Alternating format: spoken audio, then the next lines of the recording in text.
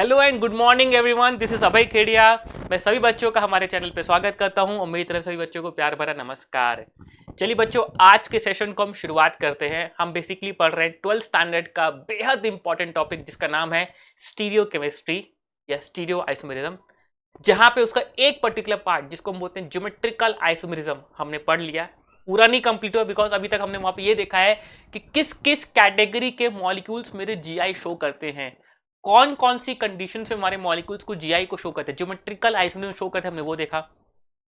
आज के सेशन में आपको ये बताने वाला हूं कि बिटवीन टू ज्योमेट्रिकल आइसोमर्स आप उनको कैसे कैटेगराइज करते हैं, आप उनका नॉमेनक्लेचर कैसे करते हैं, जिसमें एक फॉर्म तो आई थिंक आप सभी बच्चों को पता है, सिस और एंटी सिस ट्रांस नॉमेनक्लेचर सभी पता है कि अगर किसी दो स्टीरियो सेंटर के बीच में कोई लेट से पाई बॉन्ड के बीच में अगर मेरे ग्रुप्स अटैच्ड हैं and if any of the group is identical, और दोनों काई बॉन्ड के अराउंड जो ग्रुप्स हैं अगर उसमें एक भी कोई ग्रुप आइडेंटिकल है तो उस ग्रुप के रेस्पेक्ट में आप सिस ट्रांस को डिफाइन कर सकते हैं।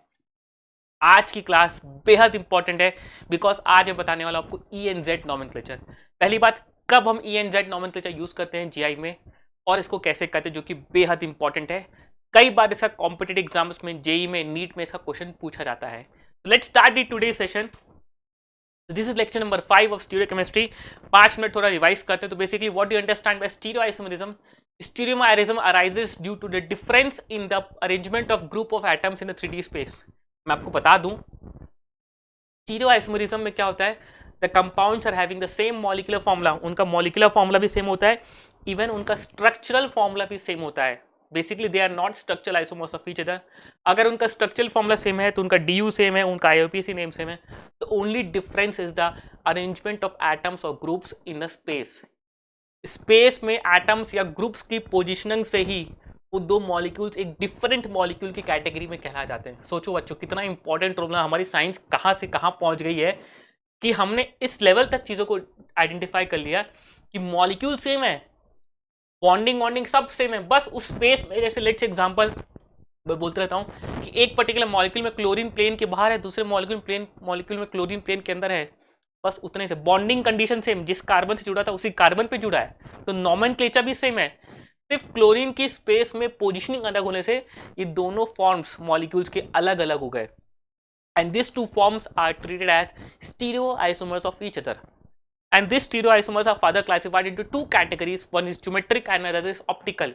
ये सब कुछ मैं पढ़ा चुका हूँ। जो बच्चे ये सेशन पहली बार देख रहे हैं, सो प्लीज मेक श्योर आप स्टीरियो केमिस्ट्री के स्टीरियोइसोमेरिज्म के लेक्चर नंबर 1 to 4 को जरूर फॉलो करें, तब जाके आज के सेशन आपके लिए काम का है। मजा भी आएगा बच्चों अगर हम सीक्वेंस में पढ़ाई करेंगे। और मेरा तो मोटो यही रहता है यार कि systematic notes and systematic form में पढ़ाई करना। रैंडम कोई टॉपिक मैं नहीं पढ़ा सकता, मेरा जमीन बोलते ना कि गवाह नहीं देता कि मैं आपको कैसे पढ़ा दूं। कि मेरे को आज मन के बच्चे बोले सब बायो मॉलिक्यूल्स पढ़ा दो, मैं कैसे पढ़ाऊंगा भाई, जब मैंने आपको बेसिक्स ही नहीं पढ़ाई तो मैं बायो मॉलिक्यूल्स कैसे पढ़ा दूं?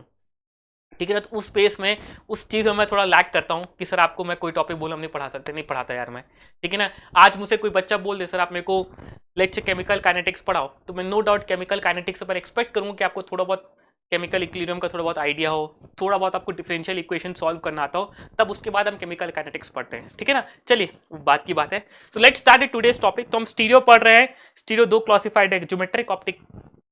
ज्योमेट्रिकल आइसोमर्स वो आइसोमर्स होते हैं जो due to the restricted rotation between two atoms, दो एटम्स के बीच में रोटेशन रेस्ट्रिक्टेड होने के कारण जो फिनोमिना, जो आइसोमर्स अराइज होते हैं, इसको बोलते हैं ज्योमेट्रिकल आइसोमर्स। सर इसको ज्योमेट्रिकल क्यों बोलते हैं, ज्योमेट्रिक वर्ड क्यों यूज किए, मैथ्स का टर्म क्यों इंट्रोड्यूस किया यहाँ पे? Because due to the restricted rotation one isomeric form and other isomer, दोनों फॉर्म के बीच में ज्योमेट्रिक का फर्क होता है। अब ज्योमेट्रिक किस फॉर्म में फर्क होता है? ग्रुप्स के बीच का जो डिस्टेंस है वो डिस्टेंस में फर्क आने लगता है, and therefore this two terms, this two isomers are treated as geometrical isomers. और उसके बाद एक और आइसोमर, एक और कैटेगरी स्टीरियो जिसको हम बोलते हैं ऑप्टिकल। ऑप्टिकल आइसोमरिज्म अराइज होती है due to difference in the rotation of plane polarised light. बताऊंगा इसके बारे में क्या होता है आपको, अभी तो हम ज्योमेट्रिक में फोकस करें। तो ज्योमेट्रिकल आइसोमर्स मैंने आपको सभी टॉपिक्स पढ़ा दिए, कवर्ड इन लेक्चर्स 1 to 4। ये पूरा का पूरा कंप्लीट हो चुका है कि कौन कौन से कंडीशंस या किस किस कैटेगरी के मॉलिक्यूल्स मेरे ज्योमेट्रिकल आइसोमरिज्म को शो करते हैं। ये पूरा का पूरा पार्ट मेरा चैप्टर कैटेगरी 1 to 6 पूरा कंप्लीट हो चुका है, लेक्चर नंबर 1 to 4, ठीक है ना। अब इसको यहाँ पे रिवाइज नहीं कराऊंगा, अल्टीमेटली मेरी आदत तो है हर एक सेशन रिवाइज करना, बट मैं चैप्टर को लिंक करके चल रहा हूँ कि ये टॉपिक हमने कवर कर लिया है, ठीक है ना। पाई बॉन्ड कंटेनिंग मॉलिक्यूल्स, अगर किसी दो एटम के बीच में डबल बॉन्ड है तो वो मॉलिक्यूल्स मेरे जीआई शो करते हैं, बट उसमें भी कंडीशन होती है कि at each centre the grouping should be different. ऐसा नहीं कि पाई बॉन्ड है अरे जीआई शो करेगा, ये बोलने की जरूरत नहीं है। At each centre the grouping should also be different. Cycloalkenes also show geometrical isomers, कि किसी भी साइक्लोएल्केन किसी भी रिंग में दो sp3 कार्बन में अगर डाई सब्सटीट्यूटेड है, दो अलग अलग ग्रुप जुड़े हैं, तो between that two carbon also GI happens. Cycloalkenes, cycloalkenes means एक रिंग के अंदर एक डबल बॉन्ड हो तो उस डबल बॉन्ड के अराउंड भी जीआई शो होता है, प्रोवाइडेड दैट जो रिंग का साइज है it should be greater than 7 membered. 7 member तक हमारा GI cycloalkenes means double bond के अराउंड जीआई नहीं होता, बिकॉज टिल 7 मेंबर्ड उस मॉलिक्यूल में उसका सिर्फ सिस फॉर्म एग्जिस्ट करता है, ट्रांसफॉर्म तो एग्जिस्ट ही नहीं करता बिकॉज ऑफ द अनस्टेबिलिटी। लेकिन एंगल स्ट्रेन आएगा और मॉलिक्यूल अगर ट्रांसफॉर्म बनाना चाहोगे तो मॉलिक्यूल में अनस्टेबिलिटी क्रिएट हो जाएगी because of the angle strain. तो आप पेपर में तो ड्रॉ कर लोगे बट रियल लाइफ में ऐसे मॉलिक्यूल्स एग्जिस्ट नहीं करते। तो हम बोलते हैं 7 membered onwards GI happens in case of cycloalkenes. Cumulenes और स्पाइरेंस का मैंने आपको बताया था कि क्यूमिलीन्स और स्पाइरेंस में अगर odd number of double bonds हैं या odd number of spirane rings हैं, then in that case that molecules does not show GI. क्यों नहीं शो करते? Because the bonds at the terminal carbon are present on the mutually perpendicular plane. जो कि GI की एक minimum condition क्या है कि जो बॉन्ड्स हैं स्टीरियो सेंटर्स के, they should be present on the same plane और पैरेलल प्लेन। बट अगर मैं क्यूमिलीन्स और स्पाइरेंस को पढ़ूंगा तो क्यूमिलीन्स और स्पाइरेंस में अगर even number of double bonds हैं या even number of spirane rings हैं, तब उस केस में मेरा bonds at the terminal carbon present on the mutually perpendicular plane. while in the case of odd cumulines or odd spirens the molecule shows GI या फिर can show GI। क्यों? the grouping should also be different, वो तो minimum condition है GI की। Biphenyl system भी कैसे GI show करता है ये हमने लास्ट क्लास में कवर किया था। सो let's start the today's topic. आज का क्लास है मेरा आपको बताने का कि भाई in order to name between geometrical isomers of the same compound, एक सेम कंपाउंड के दो ज्योमेट्रिकल आइसोमर्स को नाम के बेसिस में नॉमेनक्लेचर करना, आइडेंटिफाई करना। भाई दोनों का आईयूपीएसी नेम तो सेम है, बिकॉज स्ट्रक्चर फॉर्मूला सेम, तो दोनों मॉलिक्यूल्स का आईयूपीएसी नेम भी सेम है। Both are two chlorobutane, both are let's say two chlorobutane, कुछ भी हैं लेट्स से। बट अब दोनों को फर्क कैसे बताएंगे? हम दोनों को फर्क बताएंगे with the help of using this nomenclature, जिसमें सिस ट्रांस नॉमेनक्लेचर तो हमारा हो चुका है, जो आई थिंक आप सभी बच्चों को पता है कि जो हमारा जो स्टीरियो सेंटर होता है, स्टीरियो सेंटर में जो सेंटर एटम्स हैं अगर उनके पास एक भी ग्रुप आइडेंटिकल है, उस आइडेंटिकल ग्रुप के बेसिस में, फॉर एग्जांपल सिस ट्रांस का मतलब क्या हो बेटा? C double bond C. भाई उनके पास अगर एक भी ग्रुप आइडेंटिकल है, बाकी फिर कुछ भी हो जाए कोई फर्क नहीं पड़ता। तो let's say A group identical है तो ए के रेस्पेक्ट में आप बोलोगे कि सर दोनों डबल बॉन्ड्स के एक ही साइड है, इसको हम बोलेंगे सिस, और दोनों डबल बॉन्ड्स के अपोजिट साइड है, इसको हम क्या बोलेंगे? ट्रांस। बस कोई दिक्कत नहीं है। लेकिन अगर इन चारों में से, इन दोनों में से कोई भी ग्रुप आइडेंटिकल नहीं हो रहा है, मींस डबल बॉन्ड के अराउंड यहाँ पे जो ग्रुप है और यहाँ पे जो ग्रुप है एक भी ग्रुप आइडेंटिकल नहीं है, then in that case you can not use cis trans. तब आप सिस ट्रांस को यूज नहीं कर सकते, तब वहाँ पे एक नया नॉमेनक्लेचर यूज होता है जिसको हम बोलते हैं ENZ नॉमेनक्लेचर। सो आज क्लास को हम यहीं से स्टार्ट करने वाले, दैट इज ENZ नॉमेनक्लेचर। तो let us start with the ENZ nomenclature. तो पहले अपन बात करते हैं ENZ नॉमेनक्लेचर होता क्या है, क्यों जरूरत पड़ती है। क्यों जरूरत पड़ती है मैंने आपको बता दिया। It is a general nomenclature, it can be used in cis trans forms. भाई जो मॉलिक्यूल में सिस ट्रांस है वहां पे आप ENZ भी बोल सकते हो, जिस मॉलिक्यूल में सिन एंटी है वहां पे आप ENZ यूज करते हो। ENZ is generalised, ENZ nomenclature generalised है। जहां तुम सिस ट्रांस यूज कर रहे हो वहां भी तुम बोल सकते हो, जहां सिन एंटी यूज कर रहे हो वहां भी तुम EZ नॉमेनक्लेचर यूज कर सकते हो। But generally it is used जहां पे सिस ट्रांस हम यूज नहीं कर पा रहे हैं, जहां पे सिन एंटी हम यूज नहीं कर पा रहे हैं, वहां पे हम यूज करते हैं कौन सा? ENZ nomenclature. Now first of all EOZ, E stands for antigen. E का वर्ड, E का फुल फॉर्म होता है here is antigen. Z stands for Zeus man. E stands for antigen, antigen का मीनिंग होता है opposite side, antigen stands for opposite side, Zeus man stands for the same side. थोड़ा नाम पे spelling पे समझ में आ रहा है। Z stand for Zeus man, Z Zeus man, same same same side. तो Z stand for the same side, E stand for the opposite side. अब कंसेप्ट क्या है सुनना, अभी कंसेप्ट नहीं बताया, अब कंसेप्ट सुनना। कंसेप्ट ये आपके सामने, ठीक है ना। कुछ चीज़ें मैं नोट्स के, देखो मैं ये सब चीज़ें बना के इसलिए लाता हूँ। पहली बात, इसको लिखने का रीज़न एक चीज़ और है कि अगर एज ए फैकल्टी जब हम पढ़ाते हैं, मैं अपनी बात नहीं कर रहा हूँ, जब मैं भी पढ़ाता था, जब मैं फेस टू फेस पढ़ाता था, मैं आपको बता दूँ उस समय क्या होता था यार, हम कंसेप्ट को वर्बली बताते थे बच्चों को, देखो ऐसा ऐसा, और फिर जो चीज़ें लिखवानी है नोट बना के लिखवा दी, रिएक्शन मैकेनिज्म लिख दिए। बट प्रॉब्लम क्या होती है, बच्चा यही कंसेप्ट भूल जाता है। जब तक पढ़ा है, आज पढ़ा है, कल पढ़ा है, 2-4 दिन तक याद रहेगा, हफ्ता 10 दिन याद रहेगा, फिर नया चैप्टर स्टार्ट होगा, कंसेप्ट भूल जाएगा। तो in order to make sure कि कभी गलती से आप पीपीटी को दोबारा रेफर करें तो आपके दिमाग में कंसेप्ट ट्रिगर कर जाए कि पहली बात हम कब यूज करते हैं और अल्टीमेटली होता क्या है इसमें, ये चीज आपको समझ में आ जाए। तो क्या होता है, जस्ट पॉइंट को पढ़ो आप लोग, ठीक है ना। We assign priority to the both the groups bonded to the centre individually. ये जो सेंटर एटम्स हैं, हर एक सेंटर एटम के जो दोनों ग्रुप्स हैं, दोनों ग्रुप्स को हम प्रायोरिटी असाइन करते हैं। ईच सेंटर, हर एक सेंटर के जो दोनों ग्रुप्स हैं, दोनों ग्रुप्स को इंडिविजुअली हम प्रायोरिटी असाइन करेंगे। जैसे ए और बी को यहाँ प्रायोरिटी असाइन करेंगे कि ए और बी में कौन ज़्यादा प्रायोरिटी है। सिमिलरली डी और ई के बीच में प्रायोरिटी डिसाइड करेंगे। तो ईच सेंटर में जो भी ग्रुप्स रहे उनको हम क्या करेंगे, उनकी प्रायोरिटी को डिसाइड करेंगे। Now the priority order is decided according to CIP rule, जिसको हम पढ़ने वाले हैं, जिसको हमको प्रैक्टिस करना है। और जो आपका हाईएस्ट प्रायोरिटी होगा उसको आप नंबर 1 लिखेंगे, जो आपका लोएस्ट प्रायोरिटी होगा उसको आप नंबर 2 लिखेंगे। ठीक है सर, इतना समझ में आया क्या।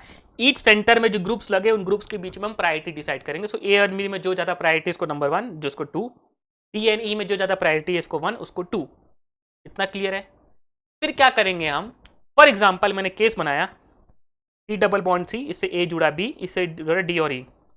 For example let say between A and B, let A is of the higher priority. ये सबको दिख रहा है कि बोर्ड में कि आपने ए को हायर प्रायोरिटी बोल दिया, let. Similarly between D and E, let say आपने डी को हायर प्रायोरिटी बोल दिया, ठीक है ना। तो अगर ऐसा है तो एग्जाम्पल के तौर पे देखो, जैसे पहला एग्जाम्पल ये रहा आपके सामने, इसको नंबर 1 लिखता, नंबर 1 लिखूंगा तो अब नंबर 1 से कंफ्यूज हो जाएंगे। आप इसको देखें, सी डबल बॉन्ड सी, यहाँ पे ए हायर प्रायोरिटी में तो ए को 1 और बी को 2। सिमिलरली डी और ई में कौन हायर प्रायोरिटी है, डी हायर प्रायोरिटी, तो डी को 1, ई को 2। यहां तक क्लियर है। तो जब दोनों higher priority groups, that is 1-1 वाले groups, they are present on the same side of the double bond, ये डबल बॉन्ड के सेम साइड है, तब उस केस में उसको हम बोलेंगे Z nomenclature, that is zusammen को बोलेंगे हम इसका जेड फॉर्म। और जब दोनों हायर प्रायोरिटी ग्रुप्स, यहां पे 1 और यहां पे 1, they are present on the opposite side of the double bond, they are called as entgegen form, they are called as E form. बस ये है। यहां पे हम सिस ट्रांस के बजाय हम प्रायोरिटी ऑर्डर, जो हमारे टॉप मोस्ट प्रायोरिटी का ग्रुप है, अगर वो सेम साइड है उसको हम बोलेंगे जेड फॉर्म, और दोनों जो टॉप मोस्ट प्रायोरिटी का ग्रुप है अगर वो अपोजिट साइड है उसको हम बोलेंगे E form, entgegen form. Concept clear है। तो मैंने जस्ट, और सेम चीज हम करते हैं इन केस ऑफ रिंग्स में। रिंग्स में आपको पता है बेटा, जो वेज वाला रिंग प्लेन के पेपर में होती है, ठीक है ना, दिस जो रिप्रेजेंटेशन है, इस representation the ring is present on the plane of the paper, because ring का कार्बन sp3 एर्बिडाइज्ड है, और sp3 एर्बिडाइज्ड कार्बन में एटलीस्ट 2 बॉन्ड एक प्लेन में रहते हैं, एक बॉन्ड उस प्लेन के ऊपर और एक बॉन्ड उस प्लेन के पीछे अंदर। तो ये जो वेज वाला बॉन्ड है, it represents bond coming out of the plane, ये जो प्लेन के बाहर है। फॉर एग्जाम्पल आपका कॉपी में आपने बॉन्ड बनाया, तो ये जो बॉन्ड है वो प्लेन के बाहर आ रहा होगा, और एक बॉन्ड उस प्लेन के अंदर तरफ जा रहा होगा, उसको हम दिखाते हैं डैश वाली लाइन से। तो सिमिलरली यहां पे भी ये रहेगा बेटा कि लेट से आपके ग्रुप्स लगे हुए हैं, एक स्टीरियो सेंटर में ए बी, दूसरे स्टीरियो सेंटर लगे हैं डी और ई। आपने प्रायोरिटी डिसाइड करी, इसमें आया प्रायोरिटी ऑर्डर A1 पे, इसमें प्रायोरिटी ऑर्डर आया D1 पे। तो if both the groups, both the top most priority groups lies on the same side, that is यहाँ पे दोनों के दोनों किस में है, वेज में है, then it is called at Z form. इसको हम क्या बोल देंगे, Z form. Similarly if both the priority groups on each stereo centres lies on the opposite side, यहाँ पे 1 वेज में है तो यहाँ पे जो टॉप मोस्ट प्रायोरिटी डैश में है, तो इसको हम क्या बोल देंगे, ई फॉर्म। बस खत्म।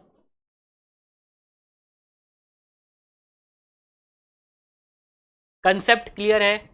अब आपके मन में डाउट आ रहा होगा, सर ये प्रायोरिटी कैसे डिसाइड करते हैं? नेक्स्ट पार्ट वही करने वाले हम।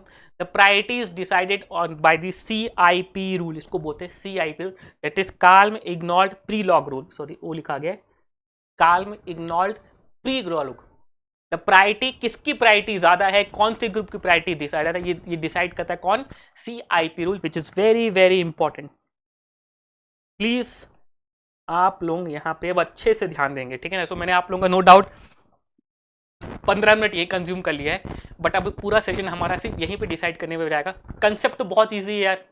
अल्टीमेटली अगर आपने प्रायोरिटी डिसाइड कर ली, दोनों priority same side, 1 1 same side, then it is Z form, 1 1 opposite side trans form, sorry इसको बोल देंगे E फॉर्म। वो पार्ट आप कर ही लोगे। अब प्रॉब्लम है आपको प्रायोरिटी डिसाइड करना। So rule number 1, now this rules जो वैलिड है, जो रूल्स मैं आपको लिखाने वाला हूँ, they are going to be let's say 4 rules, 4 to 5 rules, 1 2 3 4 rules, 4 to 5 rules हैं, ठीक है ना। 5 rule, to be more precise 5 rule हैं, ठीक है ना। बट 5 रूल को आप सीक्वेंस में अप्लाई करेंगे, ठीक है ना। एंड बोथ दी 5 के 5 रूल्स आपको एग्जैक्टली पता होना चाहिए।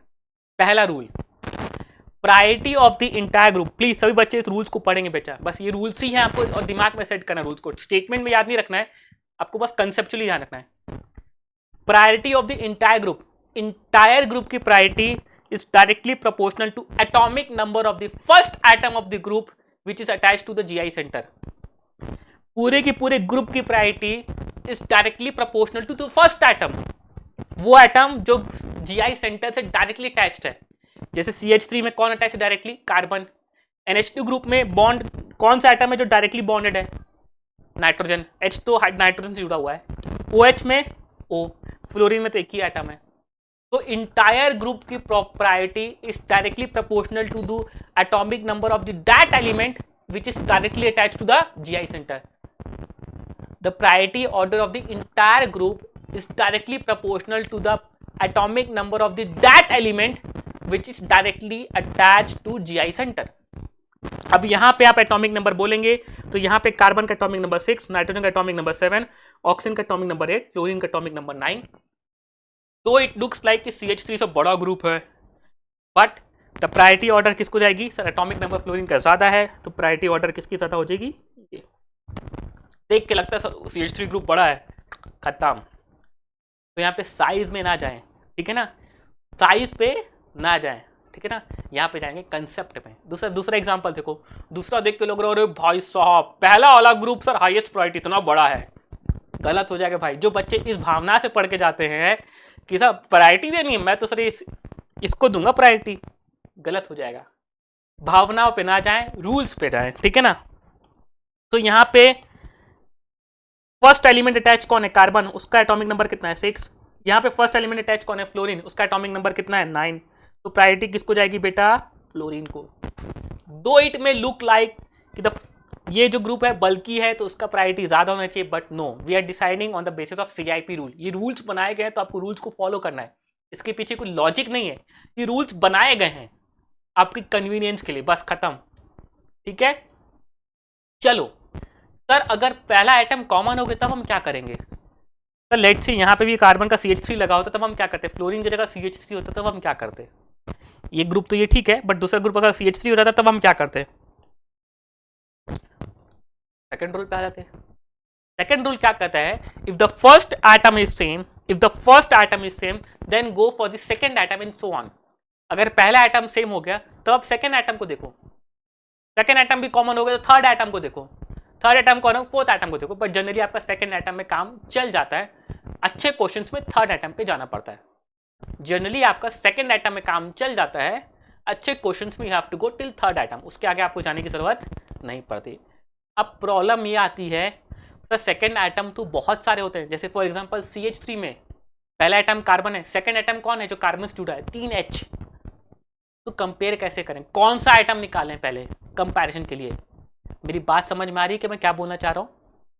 भाई सेकंड एटम तो बहुत सारे होंगे ना, वो फर्स्ट एटम से जो सेकंड एटम, जैसे कार्बन है, अब कार्बन से एक बॉन्ड तो ठीक है, वो कार्बन सेंटर की तरफ जुड़ा हुआ है, GI सेंटर की तरफ है, बट कार्बन की वैलेंसी कितनी होती है? 4। तो उस कार्बन से तो 4 ग्रुप्स और जुड़े हुए हैं, तो कौन से एटम को कंपेयर करें? ये चीज मैंने आपके लिए नीचे लिखी है आपका कंफ्यूजन खत्म करने के लिए, ठीक है ना। कैसे? देखो अल्टीमेटली स्टार्टिंग में आपको लगेगा थोड़ा प्रैक्टिस, धीरे धीरे आप तुरंत उसको सॉल्व करना स्टार्ट कर दो, बट स्टार्टिंग में ये प्रैक्टिस जरूर करें, बिकॉज मैं एज एग्जामिनर आपसे गलती कराऊंगा ऐसे क्वेश्चंस में डाल सकता हूं, और दिखाऊंगा आज आपको, एक क्वेश्चन दिखाऊंगा आपको बगल में, नेक्स्ट क्वेश्चन ही बस मेरा आप लोगों के लिए। पहले तरीका देखो, जो भी सेकंड आइटम्स है, right the second item in sets, उनको आप सेट्स में डालो, ऐसे ब्रैकेट्स में लिख दो, let's say carbon, carbon, hydrogen. जो फर्स्ट आइटम से डायरेक्टली अटैच आइटम्स हैं, जो कि सेकंड आइटम कहलाएंगे, उनको आप सेट्स में लिख दो, और ऐसे करके एक सेंटर का यहां लिखा और दूसरा आइटम का इधर लिखा, second item, because first item common हो चुका था, देन आपने दोनों के सेकंड आइटम्स की लिस्ट बनाई। तो सेकंड आइटम्स इसमें आए 3, इसमें आए लेट्स से सेकंड आइटम्स 3, या इसमें आए सेकंड आइटम्स 2, देखेंगे क्या होता है, ठीक है ना। तो आपने क्या किया, सेकंड आइटम के आइटम्स को सेट्स में लिखा कि यहाँ पे कार्बन से जुड़ा हुआ H है, एक H है और एक कार्बन है, वहां पे जुड़ा हुआ कार्बन को लिखा आपने C पर, C और H लिखा, ऐसे लिख दिया आपने। फिर क्या करेंगे आप, हर एक सेट से, हर एक सेट, अब ये इंपॉर्टेंट, सेकंड पॉइंट ज्यादा इंपॉर्टेंट है मेरे लिए ना, इसलिए मैं इसी पॉइंट को बस फोकस नहीं रहा हूं, इसलिए इसको मैंने पॉइंट बनाया। हर एक सेट से आप सबसे पहले सबसे हाईएस्ट प्रायोरिटी का आइटम निकालेंगे, जिसका एटॉमिक नंबर सबसे ज्यादा है, आप पहले उसको निकालेंगे और उससे कंपेयर करेंगे। अगर वहीं पे कंपेयर करके आपका रिजल्ट आ गया तो बाकी सब आइटम्स को आप चेक ही नहीं करेंगे। First take out the highest priority item from each set and then compare till we get the first point of difference. भाई लेट्स से इसमें नाइट्रोजन नाइट्रोजन है और कार्बन है, इसमें कार्बन कार्बन और हाइड्रोजन है, तो इसका पहला प्रायोरिटी आइटम कौन सा है, नाइट्रोजन, और इसका कार्बन, कौन डिसाइड होगा, नाइट्रोजन, काम खत्म। ऐसा नहीं बोलना सर नाइट्रोजन नाइट्रोजन कार्बन है, इसमें कार्बन कार्बन हाइड्रोजन है, तो इसका भी कार्बन निकाला, इसका कार्बन निकाला, नहीं। First you have to take out the highest priority item from the each set, और जैसे ईच सेट से पहला सेट निकाला आपने, नहीं डिसाइड हो, दूसरे सेट में गए, दूसरे सेट में कौन से को, सेकंड हाईएस्ट प्रायोरिटी वाला डिसाइड हो जाएगा। समझ में आ रहा है मैं क्या बोल रहा हूं। जैसे एग्जांपल के तौर पे बच्चों देखो, मैं सेट बना रहा हूं आपके सामने ना, कार्बन कार्बन नाइट्रोजन, एक सेट ए रहा, दूसरा सेट ए रहा आपका कार्बन नाइट्रोजन नाइट्रोजन। इसका हाईएस्ट प्रायोरिटी आइटम कौन है सर, नाइट्रोजन, इसका कौन सा है, नाइट्रोजन, नहीं डिसाइड हो पाया। इसका सेकंड प्रायोरिटी आइटम कौन है, नाइट्रोजन, कार्बन, इसका कौन सा है, नाइट्रोजन, सर डिसाइड हो गया, प्रायोरिटी किसकी ज्यादा है, ये ज्यादा बल्कि हो गया मेरे लिए ग्रुप। पहले आइटम से डिसाइड नहीं हो पाया, बिकॉज पहले आइटम से मैंने इसका नाइट्रोजन निकाला, हाईएस्ट प्रायोरिटी आइटम, इस सेट से मैंने हाईएस्ट प्रायोरिटी आइटम निकाला नाइट्रोजन, इसका सेकंड प्रायोरिटी आइटम निकाला कार्बन, इसका सेकंड प्रायोरिटी निकाला हमने नाइट्रोजन। कंपैरिजन में कौन आगे निकल गया, नाइट्रोजन का एटॉमिक नंबर ज्यादा है, तो यस इसकी प्रायोरिटी मेरी किसकी हो गई, इसकी प्रायोरिटी मेरी इसकी ज्यादा हो गई, तो पूरा का पूरा सेट मेरा प्रायोरिटी नंबर 1 पे चला गया। चलिए कुछ क्वेश्चंस को सॉल्व करते हैं। अब यहाँ पे सेट्स तो नहीं बनेंगे, सेट्स तो आपको खुद बनाने रहेंगे, ठीक है ना। चलो सो आपसे पूछा कि बेटा इन दोनों ग्रुप्स में से आप प्रायोरिटी ऑर्डर डिसाइड करें। देख के आई थिंक आपको समझ में आ चुका होगा वैसे, बट फिर भी लेट्स गो लॉजिकली। क्या मेरा फर्स्ट आइटम कॉमन हुआ क्या, सर इसका फर्स्ट आइटम कौन सा है, कार्बन, इसका भी फर्स्ट आइटम क्या है, कार्बन, डिसाइड हो पाया क्या, नहीं। अकॉर्डिंग टू CIP रूल, हम the priority order of the first item, the priority of the group is decided on the atomic number of the atom which is directly attached to the group। तो बेटा दोनों carbon है। Now we have gone to the second item. Second item sir उसका, इसके कौन कौन से हैं, इसका कार्बन, इसका कार्बन, इसका कार्बन, तो कार्बन कार्बन ऑक्सीजन, इसके कौन कौन से, कार्बन ऑक्सीजन ऑक्सीजन। चलो भैया निकालो भाई, इसका आपने टॉप मोस्ट प्रायोरिटी आइटम निकाला तो कौन सा आएगा, ऑक्सीजन बाहर आएगा, इसका ऑक्सीजन बाहर, इसने भेजा अपना हथियार कौन सा, ऑक्सीजन, इसने भी भेजा ऑक्सीजन, डिसाइड नहीं हो पाया। इसने अपने सेकंड हथियार भेजा कार्बन, उसने अपने सेकंड हथियार भेजा ऑक्सीजन, इसके बाद दूसरा आइटम, ये नेक्स्ट प्रायोरिटी का आइटम ऑक्सीजन है, तो वहां से उसने बोला भाई इसकी प्रायोरिटी ज़्यादा, तो ओवरऑल इस सेट की प्रायोरिटी ज़्यादा, तो इसकी ये हो जाएगा हमारा प्रायोरिटी ग्रुप नंबर, ये ग्रुप नंबर 1 हो गया, इसकी प्रायोरिटी ऑर्डर 2 हो गई। अब बच्चे इसको धीरे धीरे प्रैक्टिस से कर लेते हैं कि सर इसमें CH3OH है, इसमें CH3OH है, ऑब्वियसली ये पहले अपना OH दिखाएगा, ये भी बोला मेरे पास OH है, अब तुम उसको वर्बली करोगे, सर इसने OH दिखाया अपना पहले, तो इसने भी अपना OH दिखा दिया, बात बराबर हो गई। तो इसने दूसरा, इसने CH3 दिखाया, इसने OH दिखा दिया, ये डिसाइड हो गया ऐसे। तो आपको सेट्स बनाने की जरूरत नहीं पड़ती, बट सेट्स कब बनाने की जरूरत पड़ती है, अब थोड़ा कंफ्यूजन होने लगता है। दिखाऊंगा कहाँ कंफ्यूजन होता है, इसलिए बोल रहा हूँ, बच्चे पूछते हैं सवाल बाद में, जबकि बताने के बाद भी। तो वर्बली हो सकता है इसने OH दिखाया, इसने OH दिखाया, नहीं हो पाया, इसने CH3 दिखाया, इसने OH दिखाया, भाई उसने सेकंड प्रायोरिटी उठाई, इसकी सेकंड प्रायोरिटी भी OH थी, इसकी सेकंड प्रायोरिटी लेकिन CH3 थी, डिसाइड हो गया सर यहाँ पे। क्लियर है। चलो एक एग्जांपल और करते हैं। अब देखो ये एक अच्छा क्वेश्चन होगा मेरे लिए, बिकॉज बच्चे इसमें गलती करते हैं, मैं क्लास में जब भी रहता हूँ बच्चे क्वेश्चन गलत करके आते हैं, गलत करते हैं। सर फर्स्ट आइटम तो कॉमन है, carbon carbon common, first atom तो कॉमन है। Let's move to the second atom. Sir बोलते हैं यहाँ पे लगे हैं 2 ब्रोमीन। बच्चे देखो, बच्चे देखते हैं भावनाओं में चले जाते हैं। सर यहाँ लगे हैं 2 ब्रोमीन, तो यहाँ पे लगा है 2 हाइड्रोजन। अरे सर अपना सर ये प्रायोरिटी ऑर्डर अपन गलत। देखो अल्टीमेटली आपने रूल्स को फॉलो नहीं किया, आप कहाँ चले गए, भावनाओं पे। देख के मेरे को लग रहा था कि नो डाउट इसकी प्रायोरिटी ऑर्डर ज्यादा है। इसमें 2 हाइड्रोजन है, इसमें 2 बड़े बड़े ब्रोमीन है, एक मिथाइल है, बड़ा बड़ा ग्रुप है, खत्म। अब यहाँ पे आप कंसेप्चुअली जाएंगे, कंसेप्चुअली जाएंगे तो बच्चा आप क्या बोलेंगे, इसके सेकंड एटम के सेट्स कौन कौन से हैं। तो इसके ब्रोमीन है, कार्बन है। इसके सेकंड एटम्स कौन है, आयोडीन है, इसका हाइड्रोजन है, इसका हाइड्रोजन है।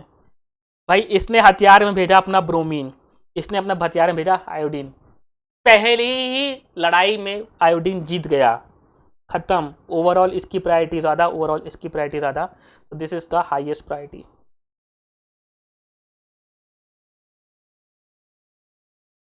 क्या ये पॉइंट क्लियर हुआ।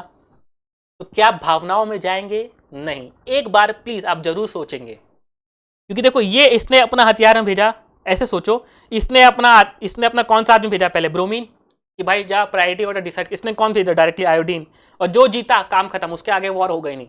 जैसे एक मूवी आई थी, याद करो मैं अब रिलेट करने की कोशिश कर रहा हूँ, बहुत पुरानी मूवी थी हमारी, इट वॉज ट्रॉय।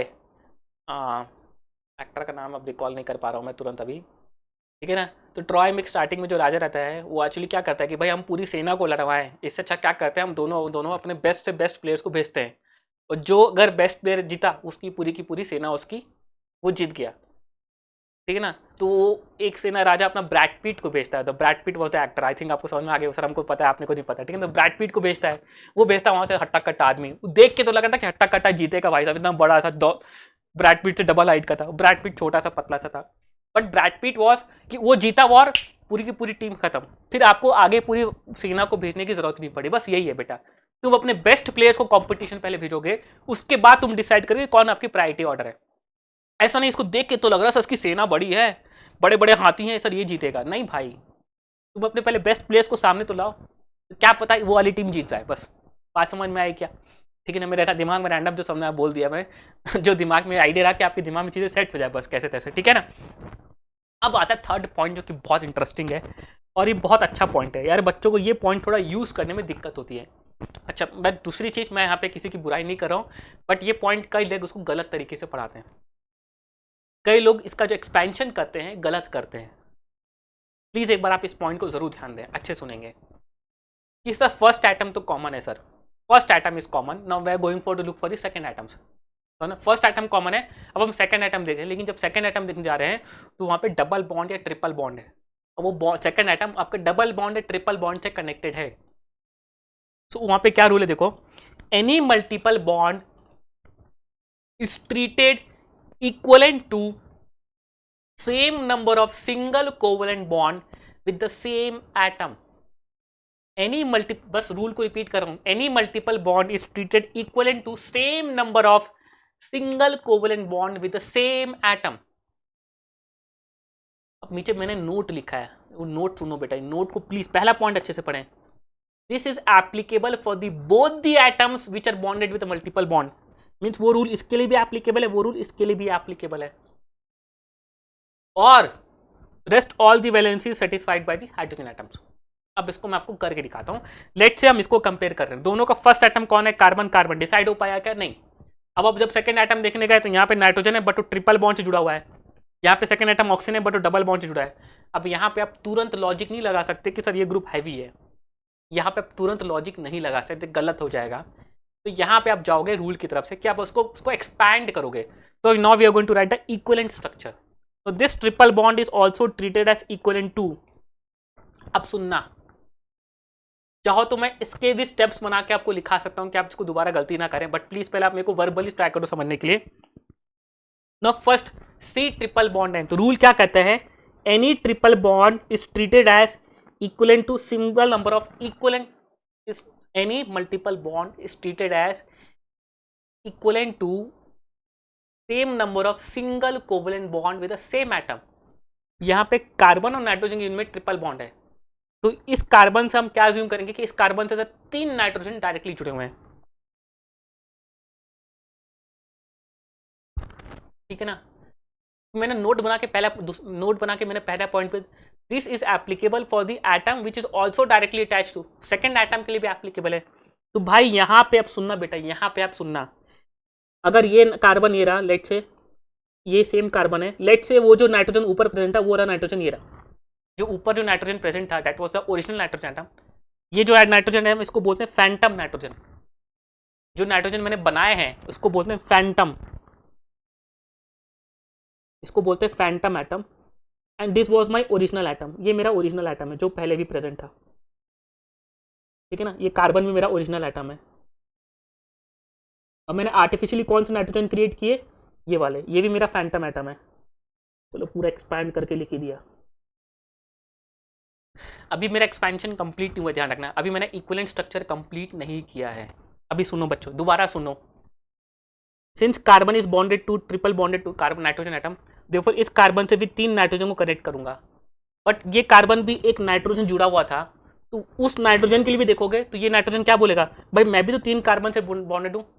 ये वाला नाइट्रोजन क्या बोलेगा कि भाई मैं भी तो I am also triply bonded to carbon.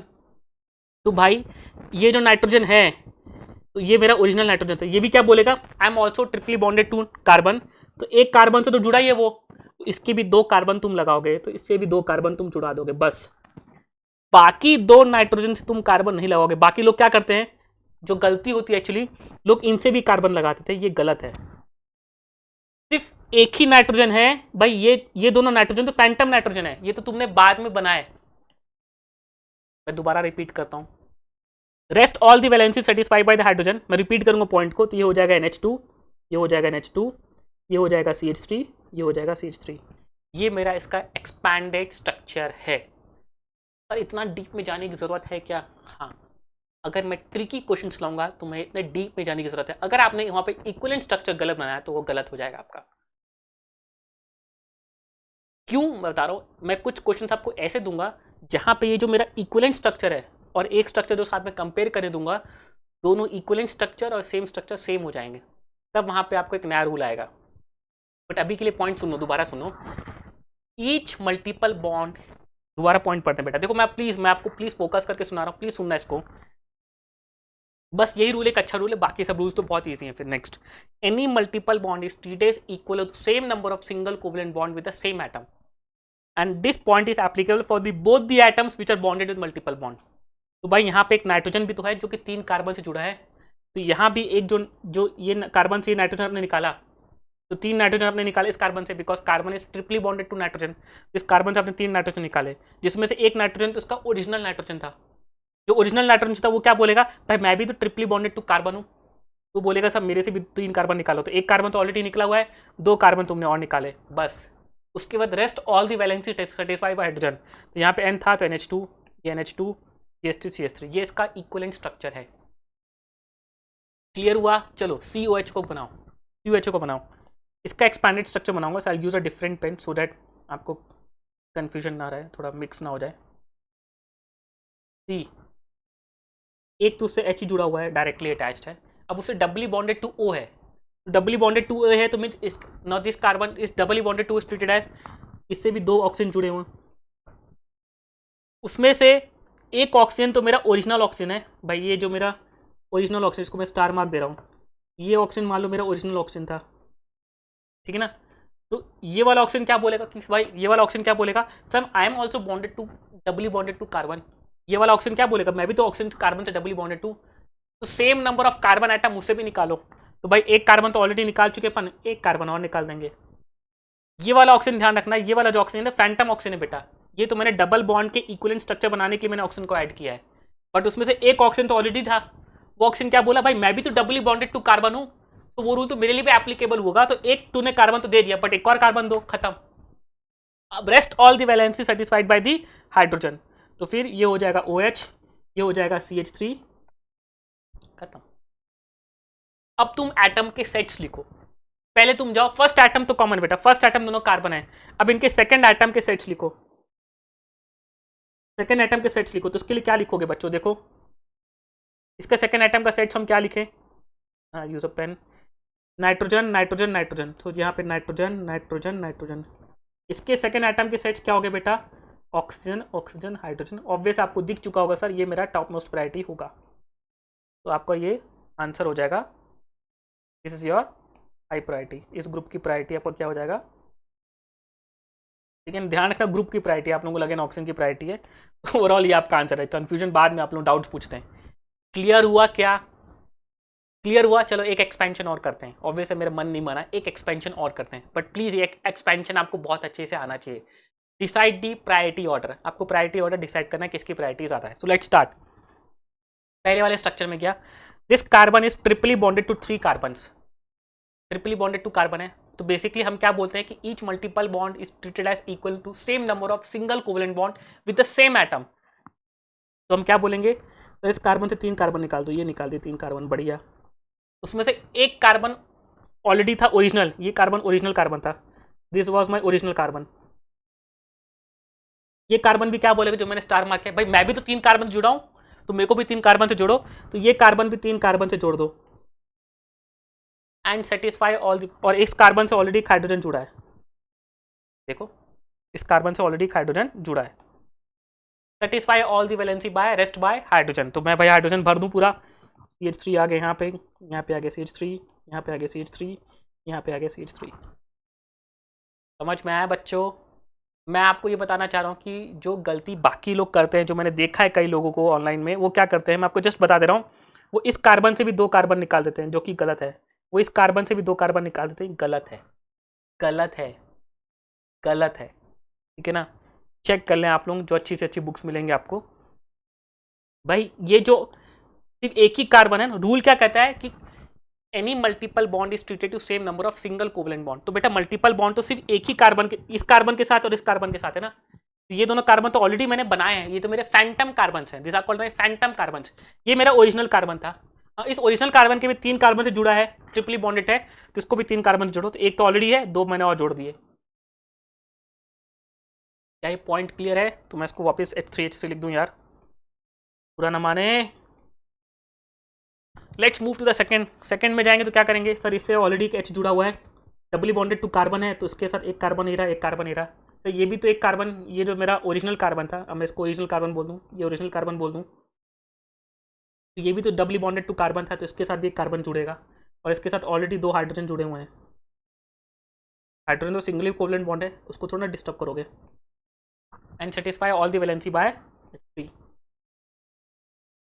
तो अगर इसके अपन सेकेंड एटम की लिस्ट बनाएंगे, अगर इनके हम सेकेंड एटम की लिस्ट बनाएंगे, so let's move to the atom, इनके सेकेंड एटम की लिस्ट बनाए। इनके सेकेंड एटम के सेट्स कौन कौन है बेटा, कार्बन तो कॉमन है, तो इसके सेकेंड एटम्स कौन कौन से हैं, सर एक कार्बन एक कार्बन एक कार्बन, तो इसके सेकेंड सेट्स में कौन कौन है, कार्बन कार्बन कार्बन।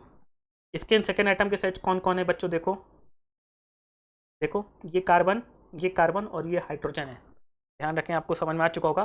तो कार्बन कार्बन हाइड्रोजन, तो आपको दिख गया होगा प्रायोरिटी ऑर्डर सर फर्स्ट वाले की ज़्यादा होगी, बिकॉज उसमें 3 कार्बन है। पहले हथियार इसने भेजा कार्बन, इसने भेजा कार्बन, दूसरा हथियार इसने भेजा कार्बन, इसने भेजा हार्ड कार्बन, फिर इसने भेजा कार्बन, इसने भेजा हाइड्रोजन, खत्म भाई मैं हार गया। फाइनली हमारा प्रायोरिटी ऑर्डर किसकी ज़्यादा हो गई, प्रायोरिटी ज़्यादा हो गई। क्या ये पॉइंट क्लियर है बच्चों? प्लीज़ मैं आपको एक्सपेंशन बहुत तरीके से समझाने की कोशिश कर रहा हूँ। आगे कुछ क्वेश्चंस में आपको फंसाऊंगा मैं, बिकॉज मेरा इंटेंशन है कि आपको मैं फंसाऊं, कंफ्यूजन क्रिएट करूं, लेकिन उससे आपको, अगर आपने ये रूल फॉलो कर लिया तो आपकी गलती नहीं होगी। अब ये बहुत इजी हो गया, C double bond H C। अब मैं पूरा अच्छे से सुनो बेटा, क्वेश्चंस की प्रैक्टिस, अल्टीमेटली प्रैक्टिस हो रही है यहाँ पे। अपन ये नहीं हो रहा है कि सर आप एक ही चीज को बार बार पढ़ा रहे हो, मैं प्रैक्टिस करा रहा हूँ कि आपकी गलती ना हो। COH और COH, चलो बनाओ, लेट्स ड्रॉ। इसका इक्विवेलेंट स्ट्रक्चर बनाएंगे, तो मैं चलो अभी से स्टार मार्क कर दे रहा हूँ, ये मेरा तरीका। चलो star mark is for the original atoms, और स्टार मार्क ना करो तो फैंटम एटम्स बोलते हैं इसको, ठीक है ना, phantom, they are called it phantom atoms, ठीक है ना। चलो तो इससे जुड़ा हुआ है एक H, doubly bonded to oxygen O है, तो एक ऑक्सीजन ये रहा, एक ऑक्सीजन ये रहा, ठीक है ना। थोड़ा सुंदर सुंदर बनाओ यार सर। ये ऊपर वाला ऑक्सीजन मेरा कौन सा ऑक्सीजन था, ये ओरिजिनल ऑक्सीजन था। वो क्या बोलेगा, भाई मैं भी तो डबली बॉन्डेड टू कार्बन हूँ, तो तुमने एक कार्बन तो दे दिया मेरे को, एक कार्बन और दो, उससे एक कार्बन और जुड़ जाएगा। नीचे वाले ऑक्सीजन से कार्बन जुड़ेगा क्या, नहीं। Satisfy all rest valency bye hydrogen, CH3OH। Similarly यहाँ पे आओ, इससे एक OH तो ऑलरेडी जुड़ा हुआ है, डबली बॉन्डेड टू O है, तो एक O ये रहा, एक O ये रहा। दूसरा वाला O बोलेगा मेरे को भी तुम कार्बन दो, एक O नहीं बोलेगा, ठीक है ना। अब आपको समझ में आ रहा होगा बिकॉज मैंने पूरे रूल्स आपको समझा दिए हैं। तो आपने इसके सेकंड आइटम के सेट्स निकाले होंगे, सेकंड आइटम के सेट्स निकाले तो आपके पास आया होगा सर ऑक्सीजन, ऑक्सीजन, हाइड्रोजन। इसके सेकंड आइटम से सेट्स आएंगे तो आएगा ऑक्सीजन, ऑक्सीजन, ऑक्सीजन। तो आपको दिख गया होगा सर ये sir acid is my top most priority then aldehyde, ठीक है ना। सो ये बाकी सभी रूल्स को मैं आपके सामने लिख के लाया हूँ। अब थर्ड रूल, रूल नंबर 3 क्या हो जाता है। अब ये भी इंपॉर्टेंट रूल है, मैं यहाँ पे सब पे गलती करा सकता हूँ बिकॉज जो लोग पढ़ाते हैं, जो मैंने देखा है भाई, मैं कंप्लेन नहीं कर रहा हूँ, बट मैंने जो रूल्स देखे हैं, जो यूट्यूब क्लासेस में वीडियोस देखे मैंने, लोग बस इतना बता के छोड़ देते हैं। इसके आगे का जो नोट है ना, जिसको बोलते हैं की पॉइंट नोट, जिसको बोलते हैं छोटी छोटी पर मोटी बातें, जो आपका शक्तिमान आके बोलता है, बस यही है रूल, नोट वाले पॉइंट्स, ठीक है ना। छोटी छोटी पर मोटी बातें। रूल पढ़ते हैं कि सर अगर एटम सेम है बट उनके आइसोटोप्स अलग है ना। What are isotopes? Isotopes are those set of elements which are having same atomic number but different mass number. Carbon के दो आइसोटोप्स होते हैं C12, C14। एटॉमिक नंबर क्या है दोनों का? 6 होता है, 6 6। बट दो आइसोटोप्स होते हैं, एक का एटॉमिक मास नंबर होता है 12, एक का मास नंबर होता है 14। तो अमंग द आइसोटोप्स जहाँ एटॉमिक नंबर सेम है, then you decide among the basis of mass number. जिसका मास नंबर ज़्यादा उस आइसोटोप का प्रायोरिटी ज़्यादा। सो जैसे हाइड्रोजन के 3 आइसोटोप्स होते हैं, हाइड्रोजन, ड्यूटेरियम, ट्रीटियम। तीनों का एटॉमिक नंबर होता है 1, बट मास नंबर क्या होता है? ट्रीटियम का 3, ड्यूटेरियम का 2, हाइड्रोजन का 1। तो प्रायोरिटी किसकी ज़्यादा होगी? ट्रीटियम की, फिर ड्यूटेरियम की, फिर हाइड्रोजन की। अब ध्यान रखना, ये आइसोटोप्स वाला रूल आप तभी लगाएंगे, जैसे फॉर एग्जांपल हाइड्रोजन के केस में, या हाइड्रोजन मैंने बोला कि ट्रीटियम की प्रायोरिटी ज़्यादा है एज कम्पेयर टू हाइड्रोजन या ड्यूटेरियम। ये रूल आप तभी लगाएंगे जब उनका अल्काइल ग्रुप सेम हो। भाई आइसोटोप्स वाला इफेक्ट तब देखोगे जब तुम्हारा सब कुछ सेम हो। Above priority order has to be applied only if the alkyl group is identical. If not identical, अगर identical नहीं है तो बेटा तुम भूल जाओ कि ड्यूटेरियम है कि ट्रिटियम है, तुम सबको हाइड्रोजन मान के प्रायोरिटी डिसाइड करो, जो अभी तक जितने भी 2 रूल्स हमने पढ़े। And the last rule, the atomic number of lone pair is also treated as 0। जो लोन पेयर होता है उसका atomic number is always treated as, the atomic number of lone pair is considered to be 0, so lone pair is also treated as a junior group. मान लीजिए एक किसी atom पे एक लोन पेयर है और एक कोई भी रैंडम ग्रुप है, हाइड्रोजन भी जुड़ा है, तो लोन पेयर को हमेशा तुम प्रायोरिटी ऑर्डर उसका कम रखोगे, इसकी प्रायोरिटी, उसका एटॉमिक नंबर 0 माना जाता है। तो मान लीजिए हाइड्रोजन जुड़ा है तो हाइड्रोजन की प्रायोरिटी ज़्यादा हो जाएगी as compare to lone pair. Clear है यहाँ तक? अभी मैं आइसोटोप्स वाला पॉइंट एक बार आपको मैं क्लियर करता हूँ। जैसे फॉर एग्जाम्पल आपसे पूछा गया कि बिटवीन CH3 एंड CD3 किसकी प्रायोरिटी ज़्यादा? सर ऑब्वियस CD3 की ज़्यादा। Carbon carbon same, first element same, second element में गए तो सर एक H लगा, एक में ड्यूटेरियम लगा है। अल्टीमेटली एटॉमिक नंबर तो सेम है ड्यूटेरियम का भी, बट मास नंबर ज़्यादा है, तो priority order is given to mass number. CH2 CH3, CHD CH3, so obvious है CHD CH3, CH2 CH2 CH3, CH2 CD2 CH3। Ultimately sir isotope से sir इसकी प्रायोरिटी ज़्यादा। अब ना लास्ट वन वाला मेरे बहुत अच्छा है। अब बताओ CD2 CH3, यहाँ पे CH2 CH2 CH3। अब यहाँ पे हो गए तुम गलत। अब यहाँ पे तुम आइसोटोप्स थोड़ा देखोगे यार, यहाँ पे तुम क्या बोलोगे कि सर जी नो बेटा, जो फर्स्ट वाला आइटम तो कार्बन है, फर्स्ट आइटम इसमें भी क्या है? अब देखो बेटा यहाँ पे फर्स्ट आइटम क्या है? कार्बन। यहाँ पे फर्स्ट आइटम क्या है? कार्बन। अब इसके लिए सेकंड आइटम्स कौन से? 2 ड्यूटेरियम 1 कार्बन। इसके लिए सेकंड आइटम कौन सा है? 2 हाइड्रोजन और 1 कार्बन। ठीक है सर, बट अब थर्ड आइटम कहाँ है भाई? अल्टीमेटली ड्यूटेरियम और हाइड्रोजन। भाई अल्टीमेटली देखा जाए तो यहाँ पे तुम्हारा अल्काइल ग्रुप सेम नहीं है, तो तुम यहाँ पे आइसोटोपिक इफेक्ट नहीं लगाओगे। अब तुम चेक करोगे, भाई तुम इसको भूल जाओ, तुम इसको देखो CH2 CH3 की तरह, और इसको देखो तुम CH2 CH3 की तरह। इसकी प्रायोरिटी ऑर्डर ज़्यादा हो रही है सर, इसकी प्रायोरिटी ज़्यादा है, तो देयरफॉर इसकी प्रायोरिटी ज़्यादा है। भाई तुम आइसोटोप्स वाला इफेक्ट तभी लगाओगे जब तुम्हारा अल्काइल ग्रुप सेम हो। मैं चौथा वाला पार्ट आपसे गलती कराने के लिए पूछ सकता हूं, और आप उसको लॉजिकली सोचने की कोशिश करो बेटा कि सर फर्स्ट वाला आइटम कार्बन है, उसमें 2 ड्यूटेरियम 1 कार्बन, इसमें भी 2 हाइड्रोजन 1 कार्बन। ठीक है सर, लेकिन थर्ड आइटम तो इसका बढ़ गया सर, उसके लिए थर्ड आइटम्स तीनों हाइड्रोजन है, इसके लिए थर्ड आइटम 1 कार्बन है, तो ओवरऑल इसकी प्रायोरिटी ज़्यादा हो गई। सर वहाँ पे ड्यूटेरियम था, ये ड्यूटेरियम का भी एटॉमिक नंबर 1 ही था ना, तो बेटा ये ड्यूटेरियम वाला है जो isotopic effect is only applicable when the alkyl group का नेचर सेम हो, एक जैसा अल्काइल ग्रुप हो। क्या ये पॉइंट सबको क्लियर है? ठीक है ना? So let's say solve this question. कुछ क्वेश्चंस को सॉल्व करिए, आप असाइन करिए। अब एक रूल, एक कुछ क्वेश्चंस, अब यहाँ पे कुछ क्वेश्चंस की मदद से आपको सिखा पाऊंगा। CH2 CH3 CH CH3 CH3, तो इसके फर्स्ट एटम तो कॉमन है। इसके सेकंड एटम्स कौन कौन से होंगे बेटा? चलो मैं लिख रहा हूं बट आपको समझ में आ चुका होगा। सेकंड एटम्स कौन कौन से है सर? Hydrogen hydrogen carbon. इसके सेकंड एटम्स कौन कौन से हैं सर? Hydrogen carbon carbon.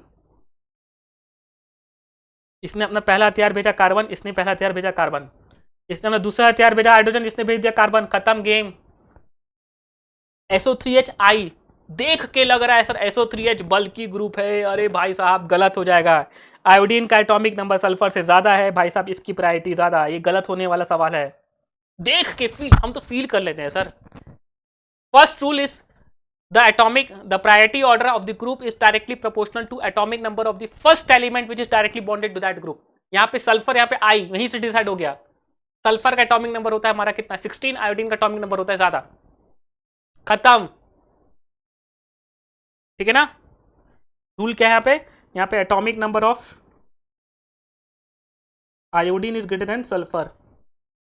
ठीक है? C triply bonded to N। अब CnH2 NH2 NH2। अब देखो ये बहुत शानदार सवाल, बहुत शानदार सवाल। अब ये तभी सॉल्व कर पाओगे जब आप एक्सपेंशन मेरी तरह से करोगे, जो मैं आपको सिखाया मैंने आपको। बहुत ही शानदार क्वेश्चन। चलो गलती कराता हूं मैं आप लोग सब। एक्सपेंशन करें, एक्सपेंशन करते हैं। C triply bonded to N, इसका एक्सपेंशन करना पड़ेगा बिकॉज यहाँ पे ट्रिपली बॉन्डेड है, डबल बॉन्डेड है। यहाँ पे एक्सपेंशन, सेकंड स्ट्रक्चर में एक्सपेंशन की जरूरत पड़ेगी क्या? नहीं। इसको एक्सपेंशन करिए। तो carbon is bonded, triply bonded to carbon, तो इससे भी 3 नाइट्रोजन जुड़ेंगे। उसमें से एक नाइट्रोजन ऐसा है जो ओरिजिनल नाइट्रोजन है, तो उससे भी 3 कार्बन जुड़ेंगे। तो उससे भी 3 कार्बन जोड़ दो, तो एक कार्बन तो ऑलरेडी जुड़ा है, 2 कार्बन और जोड़ दिया। Rest all the valency satisfied by the hydrogen. तो NH2 NH2 CH3 CH3। अब आप चेक करो भाई साहब, पहले आप जाओ सेकंड सेट के एटम्स में। सेकंड, फर्स्ट एटम तो कॉमन है। सेकंड सेट में एटम्स क्या है? नाइट्रोजन नाइट्रोजन नाइट्रोजन, ये भी कॉमन है। Nitrogen nitrogen nitrogen. अब थर्ड एटम्स पे जाओगे आप। थर्ड एटम्स में जाने से पहले आप ग्रुप को देख लो भाई। ओवरऑल आप कंपेयर करोगे तब क्या बोलोगे? सर इतना पार्ट तो कॉमन हो गया। देखो सब में देखो, तो कार्बन से 2 NH2 ग्रुप, ये तो पूरा कॉमन हो गया। ये पार्ट तो कॉमन हो गया दोनों में। अल्टीमेटली एक्स फैक्टर देखा जाए तो इसमें थर्ड वाले नाइट्रोजन से हाइड्रोजन जुड़ा हुआ है। भाई तुम थर्ड एटम में जाओगे, तो थर्ड एटम में जाओगे तो क्या बोलेगा सर? उसमें तो उसमें भी दो ग्रुप्स में 2 हाइड्रोजन तो कॉमन हो गए। ओवरऑल आप क्या बोलोगे? आप ग्रुप को देख लो कि सर इसमें एक NH2 एक NH2, इसमें भी एक NH2 NH2, बट इसमें एक NH2 और यहाँ पे 2 मिथाइल है। तो डिसाइडिंग फैक्टर में डिसाइड हो गया ना कि इसकी प्रायोरिटी ज्यादा। क्लियर हुआ क्या? अगर मैं इसका गलत स्ट्रक्चर बनाऊं, जो लोग बनाते हैं, जो कि गलत है भाई, कंपैरिजन गलत हो जाएगा उससे। जो लोग यहाँ से भी 2 कार्बन जोड़ देने, गलत है, वो गलत है भाई, मैं फ्रैंकली गलत है। क्लियर है यहाँ तक? नेक्स्ट क्वेश्चन जाओ। एक्सपेंशन करो भाई, बस एक्सपेंशन करना है आपको, कंपेयर करना है। बाकी आप CIP रूल तो लगा ही लेंगे। एक्सपेंशन करिए, मैं एक्सपेंशन कर रहा हूँ। C triply bonded to N, ये तो अभी किया अपन ने। N N N, क्योंकि 2 कार्बन जुड़ेंगे। NH2 NH2 H3। इसका भी क्या हो गया? CH एक ऑलरेडी है, डबली बॉन्डेड टू N है, तो एक N ये रहा, एक N ये रहा। इस N से भी एक कार्बन निकलेगा, इस N से ऑलरेडी एक हाइड्रोजन निकला हुआ है। H2 सही बनाया अपन ने, देखो आप लोग। सेकेंड आइटम का सेट्स निकालूं मैं, इसमें कौन कौन आ गए आइटम? सेकेंड आइटम के सेट्स में नाइट्रोजन नाइट्रोजन नाइट्रोजन। इसके आइटम के सेट्स कौन से हो गए? फर्स्ट आइटम तो कॉमन है, सेकेंड आइटम के सेट्स क्या हो गए? नाइट्रोजन नाइट्रोजन और हाइड्रोजन। भाई हाइड्रोजन है ना यहाँ पे सेकेंड आइटम के सेट्स में, तो बेसिकली ये ग्रुप ज़्यादा भारी हो गया। क्लियर? CHO COHO अपन ने कर लिया। आई थिंक ये ज़्यादा प्रायोरिटी है, ये ऑलरेडी डन है। ये पहले मैं जब आपको करा रहा था ऑलरेडी डन है, जब मैं प्रैक्टिस करा रहा था आपको। ये भी एक अच्छा सवाल हो गया। This is also a good question. C triply bonded to CH का आप एक्सपेंशन करोगे तो क्या करोगे बेटा? कि सर ये कार्बन से 3 कार्बन जुड़ेंगे, और उसमें जो कार्बन है उस कार्बन से 3 कार्बन जुड़ेंगे, ये ऐसे एक H है, बाकी तो CH3 से सेटिस्फाई कर दो। इसका एक्सपेंशन यहीं आके रुक जाएगा। ये इसका एक्सपेंशन है, यहीं आके रुक जाएगा। इसका एक्सपेंशन करोगे तो ये रहा कार्बन। सर इस कार्बन से एक डबली बॉन्डेड कार्बन है और एक सिंगली बॉन्डेड टू कार्बन है, तो इसका एक्सपेंशन करोगे तो इसका एक्सपेंशन करोगे तो क्या है? C doubly bonded to carbon है, और एक सिंगली बॉन्डेड टू कार्बन है। जो डबली बॉन्डेड टू कार्बन थे भाई, ये थे डबली बॉन्डेड टू कार्बन, ये डबली बॉन्डेड टू कार्बन था भाई, लेट से वो कार्बन ए रहा, तो ये कार्बन फर्दर एक्सपैंड होगा किसमें, 2 कार्बन पे, ये एक्सपेंशन तो बढ़ते जाएगा। और जो ये जो कार्बन है ये फर्दर डबली बॉन्डेड टू, ये सिंगली बॉन्डेड टू कार्बन भी है, समझ में आ रहा ना भाई, ये सिंगली बॉन्डेड टू, ये वाला कार्बन एक फर्दर एक्सपैंडेड है ना, सिंगली बॉन्डेड टू कार्बन, इसका थर्ड ग्रुप कौन सा है, कार्बन है, और डबली बॉन्डेड है, सॉरी एक हाइड्रोजन रहेगा ओवर, और ये एक्सपेंशन यहाँ तो बढ़ते जाएगा, ये तो कंटिन्यूएशन बढ़ते जाएगा, तो रुक गया, ओवरऑल प्रायोरिटी किसकी ज़्यादा, ज़्यादा, ठीक है। ये एक अच्छा सवाल, एक अच्छा सवाल, बहुत ही शानदार सवाल, इनफैक्ट बहुत, अब आपको दिख गया होगा वैसे, थ्री ट्रिपली बॉन्डेड एन का एक्सपेंशन अपन ने बहुत कर लिया, सर एक एन ये रहा, एक एन ये रहा, एक एन ये रहा, और ये एन फर्दर कार्बन से जुड़ा है, ये NH2, NH2, ये CH3, ये CH3, यही है। तो बेसिकली यहाँ पे थर्ड एटम्स 2 हैं मेरे, इसके साथ थर्ड एटम्स देखोगे तो इसके third atoms nitrogen nitrogen nitrogen, इसके भी third atoms nitrogen nitrogen nitrogen, but यहाँ पे जो नाइट्रोजन है it is furtherly bonded to NH2। अब देखा जाए, देखो अब इसमें फर्दरली बॉन्डेड देखा जाए तो उसके थर्ड एटम के बाद भी सेकेंड एटम, तो सॉरी इसके सेकेंड एटम कौन कौन से, नाइट्रोजन नाइट्रोजन है, इसके सेकेंड एटम्स कौन से, नाइट्रोजन नाइट्रोजन नाइट्रोजन। अब इसमें में, अब कहोगे थर्ड में, अब ओवरऑल आप ग्रुप को देखना स्टार्ट करोगे तो आप बोलोगे सर एक ग्रुप तो ये भी कॉमन है, फिर ये पूरा का पूरा एक ग्रुप कॉमन है NMe2, और ये NMe2 ये कॉमन हो गया। जब आप थर्ड आइटम देखने गए तो ये पूरा का पूरा ग्रुप कॉमन हो गया, सिर्फ अब ये दोनों डिसाइड करेंगे, तो इसमें आपको दिख गया NMe2 की प्रायोरिटी ज़्यादा है,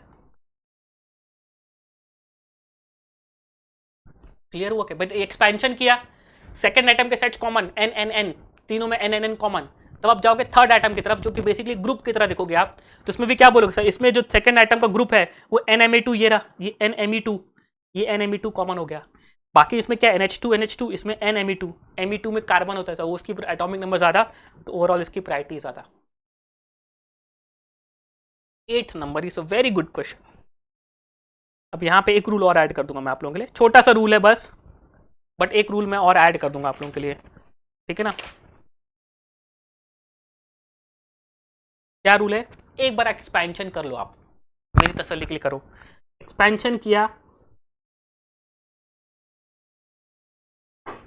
अब यहाँ पे लोग गलत कर देंगे, जो रूल्स वो पढ़ाते हैं वो गलत कर देंगे, ये वही क्वेश्चन है जहाँ पे जो रूल्स लोग करते हैं, जो एक्सपेंशन गलत करते हैं वो ये गलत कर जाएंगे सवाल, ठीक है ना। C triply bonded to CH है तो 3 कार्बन जोड़ दो, एक कार्बन ए रहा, एक कार्बन ए रहा, ये रहा ओरिजिनल कार्बन, इस कार्बन से भी 3 कार्बन जुड़ेंगे, 2 कार्बन ए रहा और एक हाइड्रोजन, ठीक है ना, बाकी rest satisfy the valency bye hydrogen.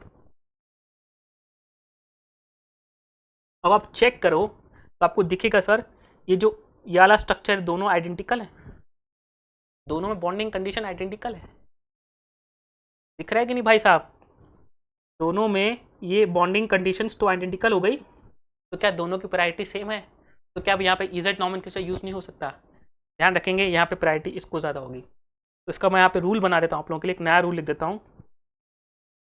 क्या रूल लिख दूंगा, when real and virtual structure, ये जो इमेजिनरी स्ट्रक्चर है, when real and virtual structure are same then real structure is always given as more priority than virtual. When real and virtual structure, जब आपने real structure जो बनाया और आपने जो वर्चुअल स्ट्रक्चर बनाया दोनों सेम आ गए, then real structure has got more priority than virtual structure, ठीक है ना। तो मैं रूल लेता हूँ, when real and virtual structure is same then priority order किसकी ज़्यादा होती है, then priority order real is greater than virtual. तो यहाँ पे आंसर क्या हो जाएगा भाई, ये because this is my real structure और ये तो मेरा भाई उसका इमेजिनरी स्ट्रक्चर बोल दूँ या वर्चुअल बोल दूँ या एक्सपैंडेड स्ट्रक्चर बोलूँ, ये एक्चुअल स्ट्रक्चर थोड़ा नहीं, तो एक्सपैंडेड स्ट्रक्चर है।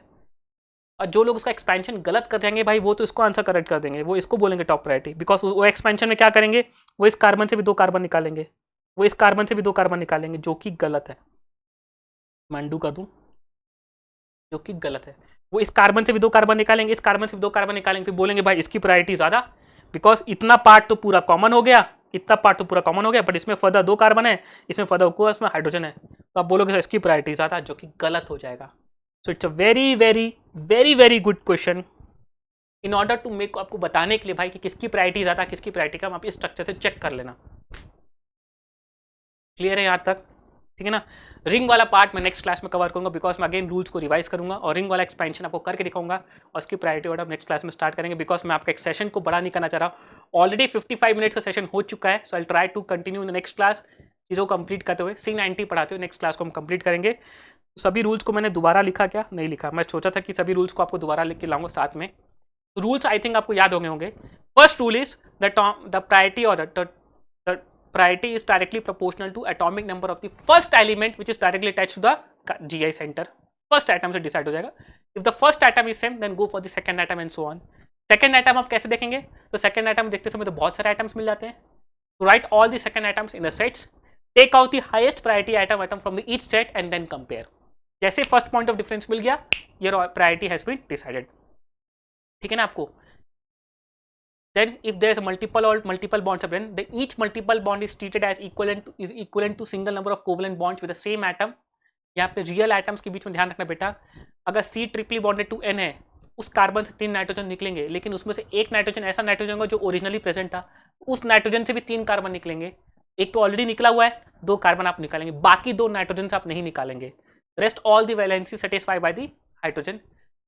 Isotopes are having more effect. Isotopes में isotopic effect में priority order is strictly proportional to atomic mass, but provided that this point is only valid if the alkyl group is same and the lone pair is, the priority order of lone pair is always given as the lowest priority because the lone pair of atomic number of lone pair is treated as 0.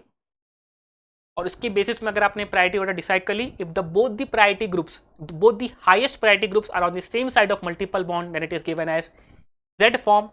And if both the priority groups, topmost priority groups are on the opposite side of the multiple, they are called as Z form. क्या यहाँ तक आपको EZ nomenclature पढ़ के मजा आया, feel आया? मैं उम्मीद कर रहा हूँ आपको सेशन बहुत अच्छा लगा होगा और आगे इसी तरीके से पूरा ऑप्टिकल पढ़ेंगे भाई साहब, एक एक चीज को समझेंगे इन डेप्थ में, एक एक पॉइंट को क्लियर करेंगे, जिससे हमारे चैप्टर का कोई मन में शंका पंका ना रह जाए। चलिए आज के सेशन को हम यहाँ पे खत्म करते हैं। तो please do not forget to subscribe our channel, video को लाइक करो, शेयर करो, प्रमोट करो। जिस बच्चे के मन में डाउट है बेटा CIP रूल आज खत्म हो जाना चाहिए, ठीक है ना। See you in the next class, take care, goodbye, have a nice day, bye bye everyone, enjoy.